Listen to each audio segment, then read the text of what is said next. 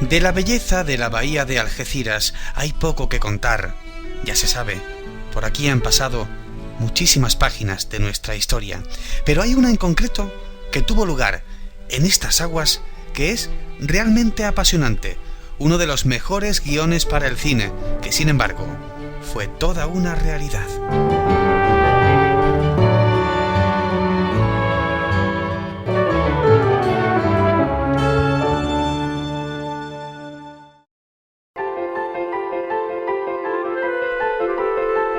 Esta historia ocurrió hace casi 70 años, en los albores de la Segunda Guerra Mundial, a principios de 1940. Este buque estaba anclado, tenía problemas, había que repararlo, en las aguas de la bahía de Algeciras. Por eso, no levantaba sospechas, pero lo que ocurrió dentro de él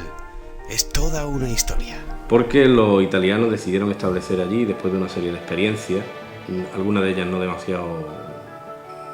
se cerraron con demasiado éxito, trabajando con torpedos tripulados, atacando la base de Gibraltar con torpedos tripulados que traían desde Italia en un submarino, pues pensaron que lo mejor era establecer una base de operaciones permanente que permitiera desplegar estos torpedos tripulados pues cuando en los momentos precisos de mayor concentración de buques, cuando los buques importantes ingleses estuvieran en Gibraltar, y para ello necesitaban de una base permanente que fue montada en el interior de Londres. Todo el interior fue remodelado, se establecieron diferentes dependencias, entre ellas una zona inundada donde los torpedos salían, se hizo una apertura en el casco que quedaba debajo de la línea de flotación y que permitía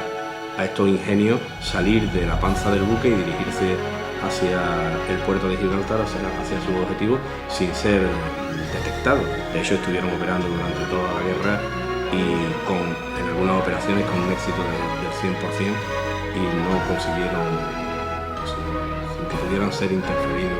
directamente ni se hiciera presión a través de la vía diplomática por utilizar un territorio de un país neutral porque no consiguieron detectarlo. Este barco, que era un mercante italiano de aproximadamente unas 5.000 toneladas, se hallaba en aguas de la bahía de Algeciras desde antes del inicio de la Segunda Guerra Mundial. El barco había embarrancado, estaba atrapado en unos arrecifes y durante mucho tiempo pues prácticamente no se le prestó ninguna atención ni por parte de las fuerzas italianas ni siquiera por parte de la inteligencia británica. Pero tras una serie de ataques infructuosos que realizan los comandos italianos contra Gibraltar,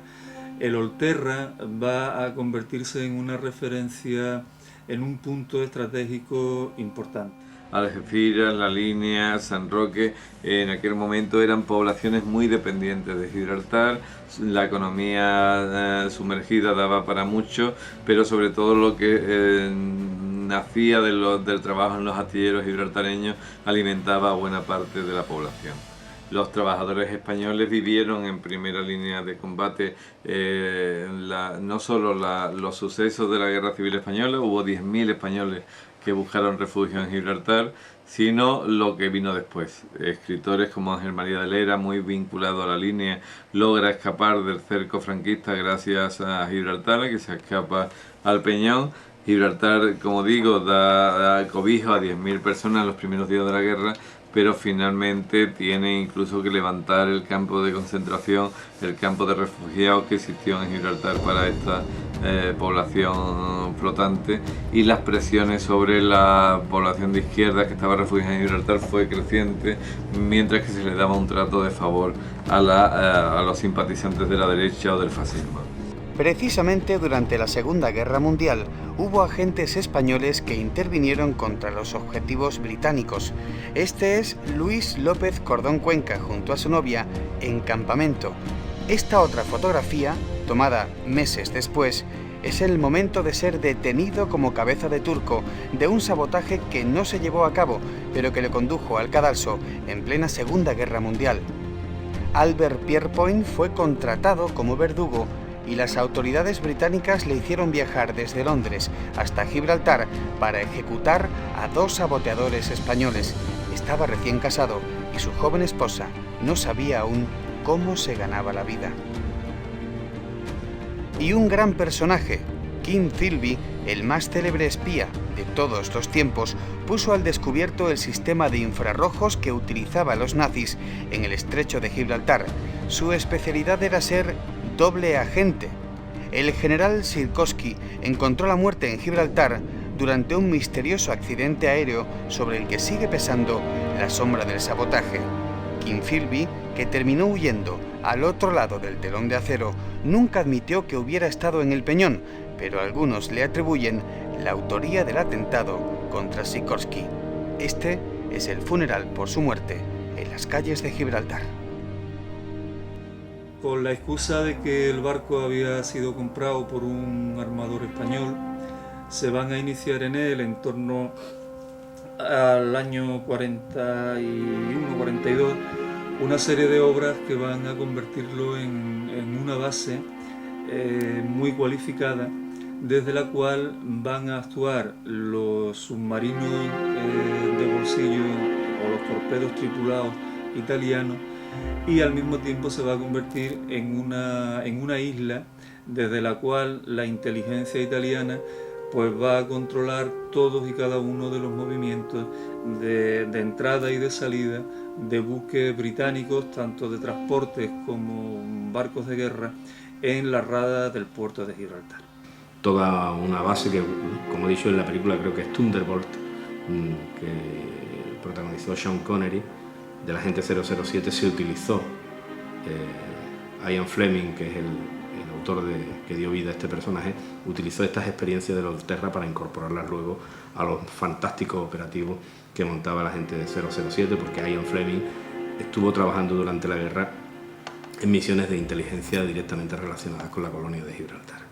La acción en agua de la bahía de Algeciras de una serie de torpedos tripulados italianos,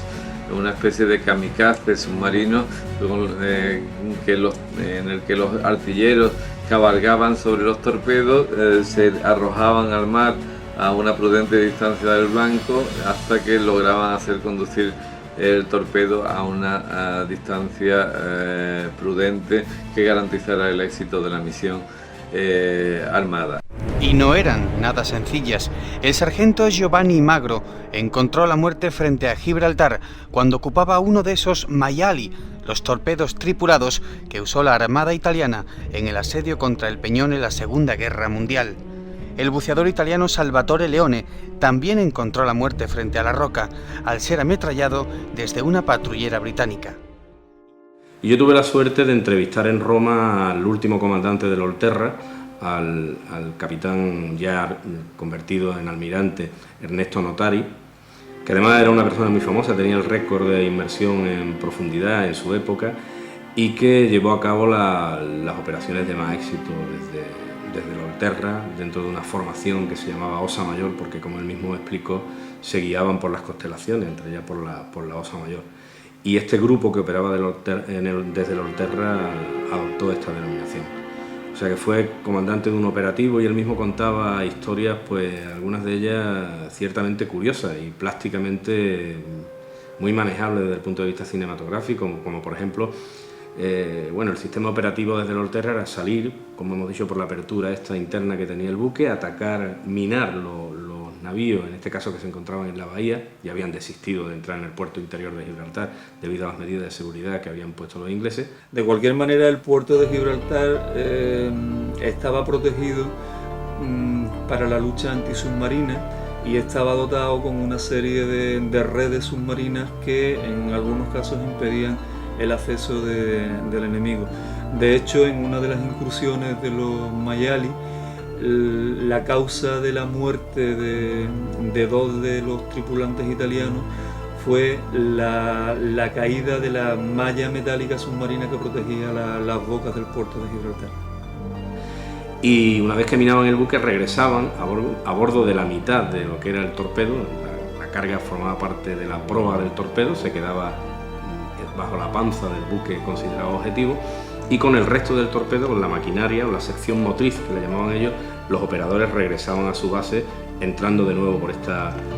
apertura que había en el casco del Olterra y que les permitía operar sin ser detectados. va a ser el punto de partida de un ataque bastante importante contra la flota británica que se desencadenó el 7 de diciembre del año 42. En ese mes estaban fondeados en el puerto de Gibraltar, en la parte interior del puerto de Gibraltar, una flota importante entre la que se encontraban 2 portaaviones ingleses,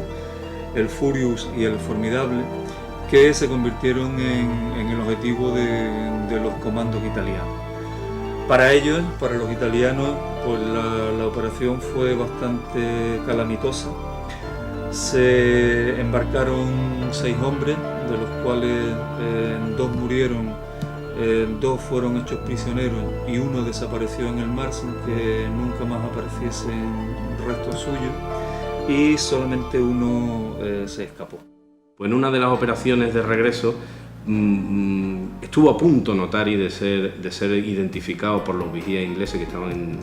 los mercantes, en muchos de los mercantes que estaban anclados en la bahía y que constituían su objetivo, pero curiosamente fue acompañado por una bandada de delfines, una manada de delfines que le acompañó, iban saliendo a la superficie, y que contribuyó a disimular la estela que el torpedo iba formando al romper contra las olas en su avance, y que eso le permitió escapar con vida. Y bueno, regresó a Italia después del armisticio en 1943 y consiguió cerrar una lista de 6 objetivos conseguidos durante las 2 operaciones, como digo, de más éxito que realizó la Marina italiana desde el Olterra. Y aquí acabó la inmóvil carrera militar del Olterra, el único barco de la historia que sin navegar una sola milla hundió 8 buques enemigos, nada menos que 30.000 toneladas. Probablemente el caso único en la historia. Italia se rindió en septiembre de 1943, hasta después del armisticio, cuando los propios italianos revelaron el misterio a sus antiguos enemigos. El asunto del Olterra permaneció en el más absoluto de los secretos. Una de las increíbles aventuras que guarda una bahía cuyo mayor tesoro son las páginas de su historia. ¿Quién te conoce?